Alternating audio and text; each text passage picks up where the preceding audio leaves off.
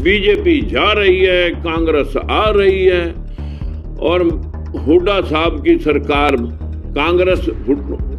कांग्रेस की सरकार नहीं, हुड्डा की सरकार बन रही है। जब पूरे प्रदेश में इस बात का व्याख्यान हुआ और हुड्डा को इतना घमंड हो गया, जैसे ही मैंने अपने कैंडिडेट और अपना खुद का पर्चा उठाया, पूरे प्रदेश के अंदर एक तरफा माहौल बैकवर्ड के अंदर चला गया। जो नहीं भी मान रहे थे उनको भी लोगों ने धमका दिया कि तुम राजकुमार सैनी से भी ज्यादा दिमागदार होगे। हरियाणा विधानसभा चुनाव के नतीजे के बाद एक तरफ जहां कांग्रेस के अंदर हार को लेकर घमासान मचा हुआ है, वहीं दूसरी तरफ इलेक्शन के दौरान उसका समर्थन करने वाले किसान संगठन और अन्य सियासी दल हमलावर हैं। चाहे किसान नेता गुरनाम सिंह चड़ूनी हो या फिर एसकेएम के नेता सुरेश कौर, सबके निशाने पर चुनाव में कांग्रेस के पोस्टर बॉय रहे पूर्व मुख्यमंत्री भूपेंद्र सिंह हुड्डा हैं। सभी हुड्डा को कांग्रेस की हार के पीछे का सबसे बड़ा खलनायक बताने में जुटे हुए हैं। अब इसी कतार में लोकसभा और विधानसभा चुनाव में इंडिया गठबंधन और कांग्रेस को समर्थन देने वाली लोकतंत्र सुरक्षा पार्टी के सुप्रीमो और पूर्व सांसद राजकुमार सैनी भी शामिल हो गए हैं। सैनी ने कांग्रेस की हार के लिए हुड्डा को जिम्मेदार ठहराते हुए जमकर निशाना साधा। बकौल राजकुमार सैनी, लोकसभा चुनाव के नतीजे आने के बाद से हुड्डा को घमंड आ गया था और उसने सबको दरकिनार करना शुरू कर दिया। इतना ही नहीं, सैनी का दावा है कि चुनाव मैदान से उनके और उनके प्रत्याशियों के हटने की वजह से ही बीजेपी की तीसरी जीत संभव हो पाई है।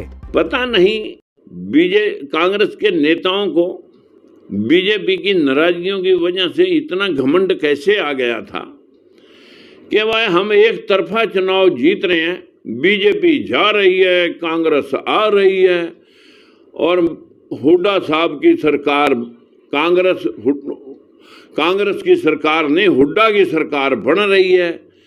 जब पूरे प्रदेश में इस बात का व्याख्यान हुआ और हुड्डा को इतना घमंड हो गया कि उसने हमारे जैसे लोगों के लोकसभा चुनाव में जो 5 सीटें जीती थी उनको इग्नोर और नज़रअंदाज करके हमसे 5-4 सीट का समझौता करने की बजाय दिमाग में ये फितरत रही कि ये अलग लड़ेगा, बीजेपी के वोट काटेगा और फिर हमारी सरकार क्लियर कट बनेगी।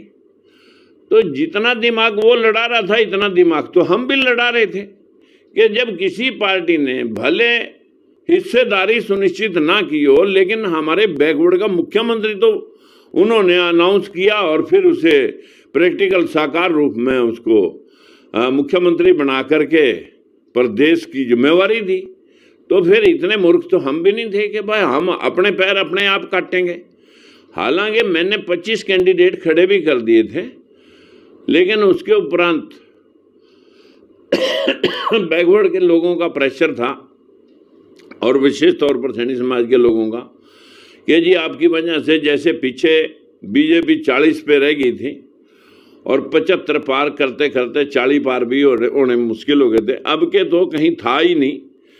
जैसे ही मैंने अपने कैंडिडेट और अपना खुद का पर्चा उठाया, पूरे प्रदेश के अंदर एक तरफा माहौल बैकवर्ड के अंदर चला गया। जो नहीं भी मान रहे थे उनको भी लोगों ने धमका दिया कि तुम राजकुमार सैनी से भी ज्यादा दिमागदार होगे। ये बीजेपी से बात होने के बाद उठाया या अपनी मर्जी से उठाया? नहीं, मेरे को बीजेपी से कोई लेना देना थोड़ी था। मैंने कोई बीजेपी से सौदेबाजी थोड़ी करनी थी, ना मैंने कोई उनसे टिकट मांगी, ना मेरे तो परिवार को भी वो जबरदस्ती ले गए थे, फिर उनको उसको भी बल्कि टिकट नहीं दी थी।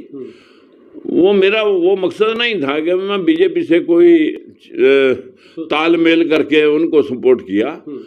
जो लोग हमारा समर्थन लेके 5 सीट जीतते हैं, अगर वो हमें इग्नोर करके हमारे लोगों को धराशायी इस बैकवर्ड की हिस्सेदारी को सिर्फ भाषणों के जरिए हम जातिगत जनगणना कराएंगे और हिस्सेदारी सुनिश्चित करेंगे, वो कहीं दिखाई दे नहीं रहा था। तो आपने पर्चा बीजेपी के समर्थन में उठाया इसलिए कि मैंने किसी के समर्थन में पर्चा नहीं उठाया था।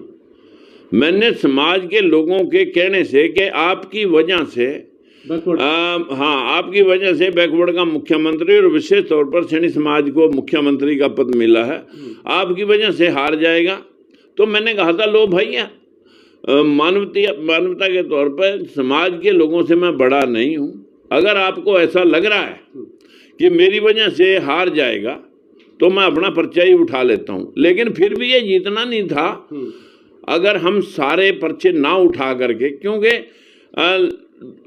22 हजार वोटों से तो इनकी 12 सीटें हारी हुई हैं और वहीं मैंने आदमी खड़े कर रखे थे और वो 10-10, 5-5, 2-2, 4-4 हजार ले जाते तो बीजेपी की रहनी थी 30 और उनकी हो जानी थी 60। तो सभी के पर्चे उठाने के बाद एक हवा क्रिएट होगी और जो बैकवर्ड की वोट थी वो बीजेपी को पड़ी। बिल्कुल मैसेज चला गया, मैसेज से गेम जीतते जाते हैं। हुड्डा को तो पता भी नहीं लगा कि क्या हो रहा है। तो ये मानते हैं कि राजकुमार सैनी की वजह से, लोकतंत्र सुरक्षा पार्टी की वजह से बीजेपी सत्ता में आई? मैं इतनी बात कह सकता हूं कि एक मैसेज की वजह से आई है, जो मैसेज हमने समाज में छोड़ना था कि भाई गुंडागर्दी जो प्रदेश में बैकवर्ड समाज के आरक्षण के समय लोगों ने देख रखी थी और अभी भी लोग जो है ना इस प्रकार से हुड्डा सरकार, कांग्रेस सरकार ने हुड्डा सरकार कर रहे थे, लेकिन वो तो हुड्डा की सरकार थी, कांग्रेस की सरकार नहीं बनी थी। हमने तो समर्थन कांग्रेस को दिया था। कांग्रेस ने दोबारा इस बात की अहमियत समझी नहीं और इतनी देर में फीत उतर ली। बता दें कि राजकुमार सैनी ने हालिया विधानसभा चुनाव में अपनी पार्टी के टिकट पर करनाल केंद्रीय सीट से नामांकन दाखिल किया था। हालांकि बाद में उन्होंने अपना नाम वापस ले लिया। सैनी कभी बीजेपी में ही रहे थे और 2014 में कुरुक्षेत्र लोकसभा सीट से सांसद भी चुने गए थे। उन्होंने तत्कालीन कांग्रेस सांसद नवीन जिंदल को भारी अंतर से हराया था। बाद में पार्टी से मनमुटाव के चलते उन्होंने रास्ते अलग कर लिए और तब से अलग सियासी रास्ते पर हैं।